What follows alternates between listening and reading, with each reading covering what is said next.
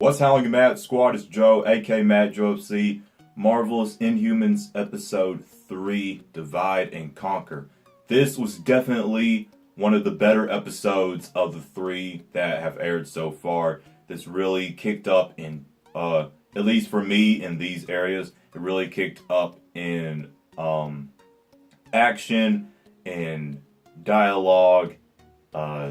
Just all the areas that were lacking for me is picked up in all of those areas. So first I want to talk about Mortis. So Mortis was, well, actually we still don't really know who he is, besides that he's dangerous and he's like on power level he's equal to Black Bolt, and we pretty much saw that when he freaking like used his eyes, and you know, you saw like beams come out of his freaking eyes and destroy everything that was in sight. So that was crazy, and hopefully we get more backstory on him, because we don't know who he is, besides he's dangerous and he's been locked up for a while now. So hopefully we'll get some more backstory on him. But as for his powers, it looks really cool, and I'm interested to learn more about him. And Karnak, he was pretty much out of commission like this whole entire episode. You know, after he hit his head, like he can't really use his powers. So he was pretty much out of commission this whole entire episode. Hopefully we'll get to see him use his powers some more like we did in the first episode in future episodes down the line. Medusa, also, you know, she does have her hair. So, and also she's looking for Black Bolt as well. So there's really no action that we would have gotten from her in this episode. You know, she's just looking for Black Bolt. And at the end, she ended up, the lady that was controlling the rover on the moon, and, you know, is now trying to learn more about Black Bolt. Medusa ran into her at the prison, and so now next episode I assume it'll be those two together, you know, kind of learning more about each other as they're both trying to find Black Bolt. I don't know if Medusa will let her know anything about him, you know, but that's what the next episode would be, carrying on with Medusa's side of the story. Maximus's right hand girl, I still don't know her name. It's probably been said like multiple times, but I just keep forgetting. But how is she alive? And I'm asking you guys, like, let me know in the comments how she is alive. Like, I don't know if she has any powers or anything. Like, she got freaking, like, stabbed repeatedly. Like, she got shanked repeatedly, okay? And she's just alive and well. Please let me know how she's alive. That's something I genuinely don't know. It wasn't explained. It was not explained. Unless it might have... No, I don't think it was. If it was, I would have caught it. I just saw her alive, that's all. Maybe it was explained and I missed it, but I really don't think it was. So either way, let me know. She was hired and had to take Mortis along with her on the task to confront Gorgon, which is when one of the best fights and one of the best action set pieces of the 3 episodes so far took place. Okay, for me, this said the action and the fighting choreography has went up a bit from the previous 2 episodes. If you watched my review for episode 2, then you know that was one of my cons, was the fighting choreography, especially between Medusa and Maximus's right hand gal. But the Gorgon scene when he fought against her, I liked that. Okay, there was like not really any slow motion. There was, you know, not really too many camera cuts or anything. I like it when we get to, like, there's barely any camera cuts at all. We just get to see the fighting choreography. Like, take Captain America Civil War, for example, okay? One of the best choreographed choreographed, I don't know how you'd say it, one of the best fight scenes, period, in the MCU, okay? Bucky versus Steve Rogers. When they were, like on the bridge and that fight broke out. That's the fight I'm talking about, okay? That was one of the best choreographed fight scenes I've ever seen. And, I'm not comparing the Inhumans fight scene to that whatsoever. I'm just saying that I like fights like that. And the Inhumans, that Gorgon fight scene that we got, it was way better than what we had got in the first 2 episodes. We saw a good bit of actual punches and kicks and all that good stuff that we love to see in a good fight. And I love the relationship that Gorgon is building with these people that saved him on the island. I like the relationship he's building with them, and they said they honored the king once as well, so they're helping Gorgon in honor of their king while Gorgon's trying to find his king. So I like the relationship that's going on. The next episode, continuing with Karnak, we'll probably see his new relationship now that'll be going on with the people that he's came across. Hopefully he gets back in commission soon, okay? It'll be episode 4, and there's 8 episodes. And we only really saw him use his powers like to the max on episode 1.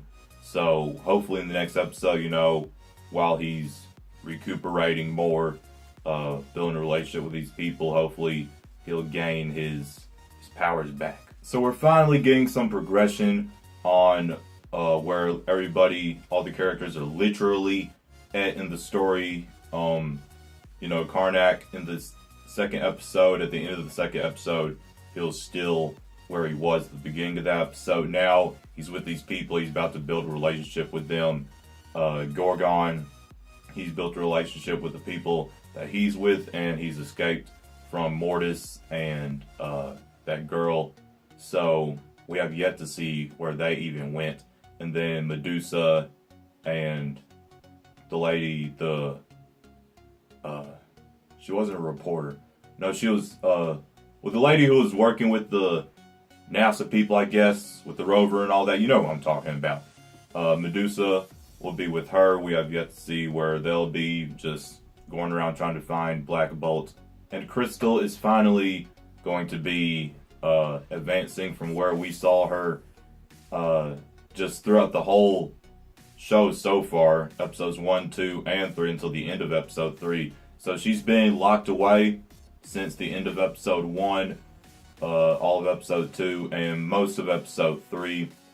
So Maximus was like, still trying to get her to join his side, kind of persuade her, because of the backstory with her parents and his and Black Bolt's parents and what they did.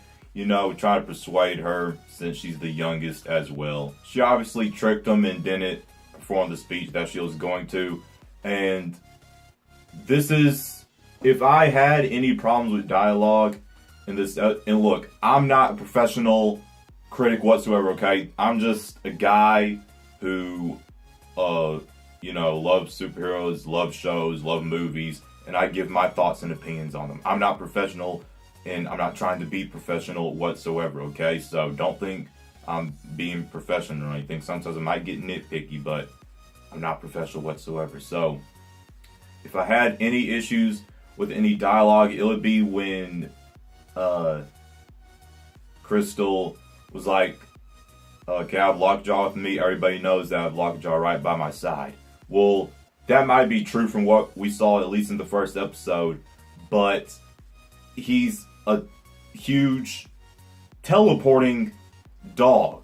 He's not going to be stupid enough. Nobody would be stupid enough to let her have Lockjaw by her side. So the fact that she said that, it just felt kind of like poor writing, I guess. I get that she is the youngest, so like I said in my last review, because she's the youngest, sometimes, she might say things like that and maybe can get away with it. But I don't know, it just felt kind of like poor writing, but that's just me. She locked herself in the room that Lockjaw was sedated in and used her powers to. And look, I get it's CGI and stuff, I get it's a TV show budget, but with the budget that they have, I don't know if some of the effects, not really for Crystal's fire, but for her ice, I just think could have been done a little bit better. Okay, that's just me. Anyway, yeah, they teleported where, in Hawaii with the rest of them. And so Lockjaw, I assume, might be out of commission as well because he was already sedated and he was still weak even when they teleported to the island. He was able to teleport, but, he was still weak. And then he got hit by that ATV. So hopefully Lockjaw's not fully out of commission. He might, I don't know. Hopefully not. And now that I think about it, it seems like everybody's out of commission. And I get that they're all out of commission because of how the story went. But, okay, hear me out. Hear me out. This is the Inhumans. So, we want to see the Inhumans. We want to see Karnak's cool, action before, or consequences before you take action type powers. We want to see Medusa's hair. We want to see, all Gorgon's hooves stomping. We want to see, well, there's not really much Black Bolt can do because if he screams, he will destroy a city. So, even in the movie, I don't think they would have him doing too much until like the final act, So, I don't know. It just seems like they purposely put all the royal family out of commission, as in because of the budget, because you gotta have money to do the special effects for Karnak's powers that we saw in episode 1. You got to have special effects and CGI for Medusa's hair. You gotta have CGI for not just Lockjaw's teleporting, but just for Lockjaw to be there. You gotta have special effects and stuff for when Gorgon stomps into the ground. You gotta have CGI for Crystal's powers. So I get that how the story went and why they're all out of commission, and I get that it's on a TV budget. I'm just saying it feels like that's why they're all out of commission, because it's on a TV budget. And it's only the third episode, so we have 5 more? Yeah, we have 5 more to go. So hopefully in the next 5 episodes, the third episode, at the end, everything was kicked off. Everybody was advancing in where they were at. So hopefully these next 5 episodes, we get to see more of their powers, and hopefully Medusa's hair grows back at least by episode 5. Okay, she doesn't need to be have buzz cut most of the show. Again, though, as much as I would like to see, all of their powers being used and stuff sooner, I get that it's very early in the show still, and I get how the story went, and even though they, could have just made it that way because of the budget, still, that's how the story went regardless, and so that's why they're all out of commission as of now, and we still have 5 episodes left, so it's all cool with me. I'm pretty sure that by at least episode 5, most of them will have, all the ones who don't have their powers will have them back. We'll get to see a lot of the powers being used. And Black Bolt got some help from a Hawaiian prisoner, which I don't remember his name. It was probably said, but I can't remember it. And now that I think about it, remember Maui from Moana? He kind of looks like Maui, so I'm just going to call him Maui for now. So, Black Bolt got some help from Maui in the prison, and Maui had got a call from like another benefactor who knew about like the Black Bolt thing, the Black Bolt incident that happened, and so he contacted that random prisoner to help Maui, and then the benefactor would help the prisoner in return. So that's how Black Bolt's situation advanced throughout the whole entire episode until the end when the prison break happened, which is my favorite fight scene so far out of all the fight scenes that have happened in the show. At least that I can think of right now, okay? I thought it had the best choreography. Did you see the things Black Bolt was doing when he freaking whipped around the I don't know what it's called, the beater that police carry, the stick. When he was whipping around the stick, elbowing people, like just throwing people by their face. I loved that scene, okay? It was absolutely awesome. He can't yell or anything, so it's good to know that he can fight. And we found out that Maui had a power as well. He had fire, which is also the same thing that Hellfire from Agents of S.H.I.E.L.D. So, because he went through Terrigenesis as well, I believe. So, him and Maui both had like the same power. So, I guess some Inhumans can get the same power because they both had the same power. And during that scene, it made me realize something that's been happening through all three of the episodes that I've actually come to really like. It's a cool way of giving us backstory at different times, like when Crystal tricked Maximus and ran off, and then when Maui was trying to get the door down, it gave Maximus and Black Bolt a chance to kind of reflect based off the situation that was just happening just then. It gave them a chance to reflect on their past and gives us a chance to see some of the backstory between Black Bolt and Maximus as they were kids, and what happened with Black Bolt to where he can't speak. I thought that was a really cool way to give us backstory on them, and I hope that they keep continuing that throughout the whole show. So the show is finally picking up for everyone, including myself. I enjoyed the first two episodes, but it is picking up in terms of the cons that I had, and the show just in general and overall is picking up in everything. The story is progressing and all of the characters are progressing in the situations that they are in. Karnak's made friends with the group he's found. Gorgon and his group are bonding along well. Crystal has escaped Maximus's imprisonment in Atalan. Medusa and the lady trying to find Black Bolt have came together, and Maui helped Black Bolt escape prison. Maui helped Black Bolt, so I guess all Black Bolt can really say is, "You're welcome. I had to do it, okay? I had to do it. If you've watched Moana, you know what I'm talking about. Okay, I saw it. I had to do it." Anyway, yeah, he helped him escape, and they got in the helicopter with the benefactor. In the next episode, we'll see where everyone is currently at. I've been enjoying the show from episode 1 like I knew I would. Just like Iron Fist, I enjoyed Iron Fist. I knew I was going to enjoy Marvel's Inhumans as well. Even though I do have my cons, that doesn't mean I don't enjoy the show. That just means I have cons. Episode 3 is definitely everyone's favorite so far. Episode 3 gets a 9. I think I might just go ahead and rate each episode. I've rated the first 2 already, so I might as well just do it for the rest of them. So my rating for episode 3, Divide and Conquer, or was it Conquer and... No, it's Divide and Conquer.